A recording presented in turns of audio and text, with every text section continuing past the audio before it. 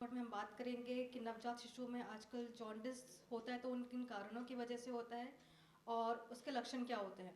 और हमारे साथ इस टॉपिक पे बात करने के लिए आज बिहार की जाने मानी पीडियाट्रिशियन डॉक्टर समीक्षा शर्मा है। स्वागत है मैम आपका। Thank you so much. तो मैम, जैसा कि आजकल हम लोग देखते हैं कि जो नवजात शिशु होते हैं तो 40 से 60% तक ये देखा गया है कि उस वक्त उन्हें जॉन्डिस होता है। जी तो मैं आपसे ये जानना चाहती हूँ कि उसका कारण क्या होता है और जब जॉन्डिस होता है तो उसके लक्षण क्या होते हैं, जिससे कि हम समझ पाएँ कि उन्हें जॉन्डिस हो गया है। जी। देखिए, जो बच्चों में, नवजात शिशु में, जैसा कि आपने बोला, जॉन्डिस होता है, वो दो तरह का होता है। एक फिजियोलॉजिकल जॉन्डिस और एक पैथोलॉजिकल जॉन्डिस। जो फिजियोलॉजिकल जॉन्डिस होता है वो नॉर्मली भी काफ़ी नॉर्मल है, जो सारे बच्चों में पाया जाता है। और एक पैथोलॉजिकल है जो कि किसी कारणवश, किसी परेशानी के वजह से, किसी दिक्कत की वजह से बच्चों में पाया जाता है। तो इसका हम बिलिरुबिन देख के टेस्ट करते हैं और उससे हमें समझ आता है कि फिजियोलॉजिकल जॉन्डिस है या पैथोलॉजिकल। अब जो फिजियोलॉजिकल जॉन्डिस है वो आपको 24 से 48 घंटे तक मोस्टली प्रेजेंट करता है। अब ये आपको कैसे पता चलेगा जॉन्डिस कैसा है, जैसा कि आपने पूछा, तो बच्चे को पीला रंग आना शुरू हो जाता है, जिसको कि हम लोग पीलिया भी बोलते हैं। ये बच्चों में चेहरे से आना शुरू होता है, फिर गर्दन पे जाता है, फिर चेस्ट पे जाता है, एब्डोमेन कवर करके पूरा आप देखोगे पैर सोल तक चला जाता है, नीचे पैर तक पूरा हाथ पैर भर जाता है। तो इसमें हम लोग, अगर फिजियोलॉजिकल जॉन्डिस है तो फोटोथेरेपी देते हैं बच्चों को, और फोटोथेरेपी से काफ़ी हद तक ये कंट्रोल में आ जाता है।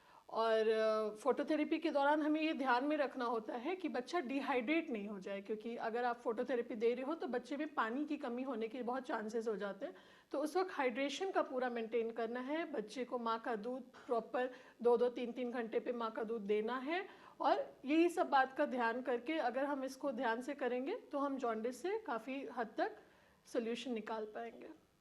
मैम, आपने कहा कि बच्चे को हर एक 2-3 घंटे पे माँ का दूध देना चाहिए, जी लेकिन अभी देखा जा रहा है कि काफ़ी बच्चों में 48 से 72 घंटे के अंदर उन्हें माँ के दूध देने के वजह से जॉन्डिस हो रहा है, जिसे ब्रेस्ट मिल्क जॉन्डिस भी हम कहते हैं। जी जी। तो वो किस कारण के वजह से हो रहा है और इतनी ज़्यादा बढ़ती हुई मात्रा में क्यों हो रहा है? देखिए, ब्रेस्ट मिल्क जॉन्डिस भी एक तरह का जॉन्डिस है, जैसा कि आपने बताया कि 4 से 5 दिनों के बच्चों में पाया जाता है। कभी कभी क्या होता है ना कि बच्चों का लिवर इतना कोमल होता है कि जो बिलिरुबिन है जिसके बढ़ने से जॉन्डिस होता है, वो कुछ कुछ बच्चे जो होते हैं जो ब्रेस्ट मिल्क पे रह रहे हैं, वो लिवर उनका बिलिरुबिन तोड़ नहीं पाता है, ठीक है।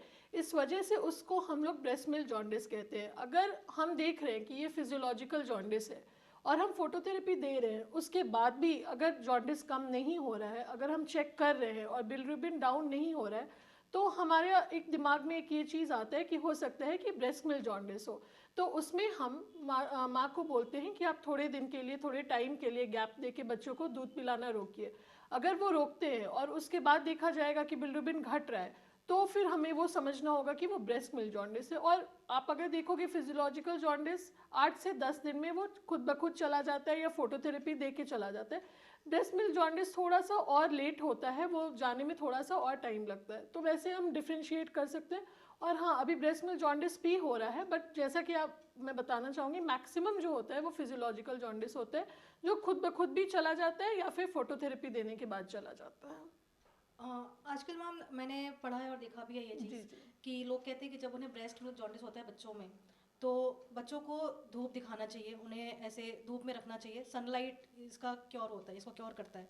तो ये कितनी सच बात है, क्योंकि आपने कहा जैसे कि उन्हें डिहाइड्रेट ना हो, जी। इसलिए उन्हें उनका हाइड्रेशन का बहुत ज़्यादा ख्याल रखना चाहिए।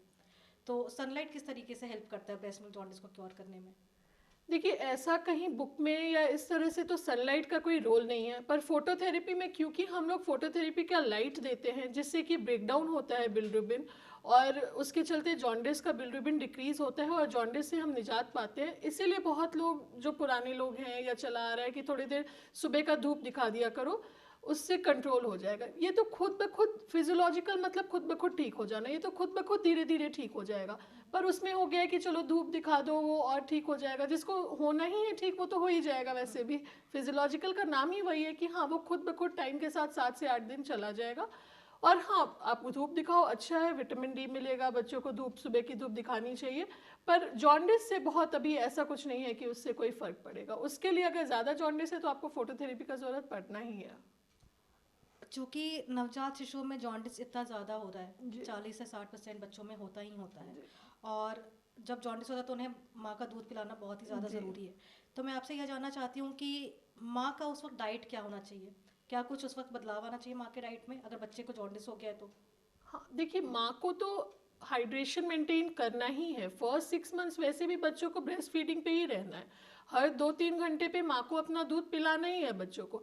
तो माँ को ज़रूरी है कि हाइड्रेशन मेंटेन करे। माँ हर दिन 3 से 4 लीटर पानी पिए, माँ दूध पिए, माँ दाल खाए, कैल्शियम आयरन जो कि एक पूरा भरपूर डाइट होता है, calcium vitamin mineral carbohydrates protein के साथ उनका पूरा न्यूट्रिशन होना चाहिए, ताकि अगर वो न्यूट्रिशन में उनका न्यूट्रिशन पूरा रहेगा तब तो वो अपने बच्चे को फीड करा पाएंगी, बच्चों में भी न्यूट्रिशन जाएगा और उनको भी कोई प्रॉब्लम नहीं होगी। इसलिए माँ को तो फर्स्ट 6 मंथ्स में अपना पूरा ध्यान देना ही है, स्पेशली हाइड्रेशन तो उनको मेंटेन करना ही है।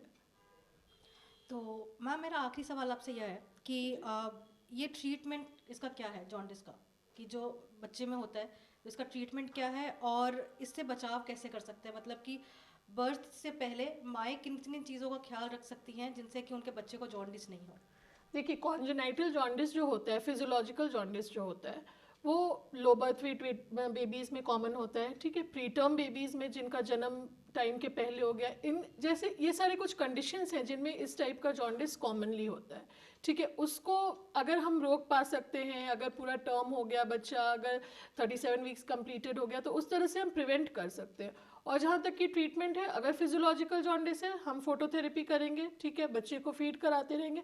अगर पैथोलॉजिकल जॉन्डिस है फिर हमें देखना होगा कि किस कारण से वो जॉन्डिस है, ठीक है। फिर उसमें होता है ब्लड ट्रांसफ्यूजन होता है, एक्सचेंज ट्रांसफ्यूजन होता है, कई तरह के ट्रीटमेंट होते हैं। अगर कुछ ज़रूरत है उसमें सर्जरीज भी आगे चल के होते हैं, मतलब फिर उसके अलग लाइन पे ट्रीटमेंट होते हैं। अगर पैथोलॉजिकल है, किसी वजह से जॉन्डिस है, अगर बच्चे का लिवर किसी वजह से कमज़ोर है तो उस हिसाब से ट्रीटमेंट होगा।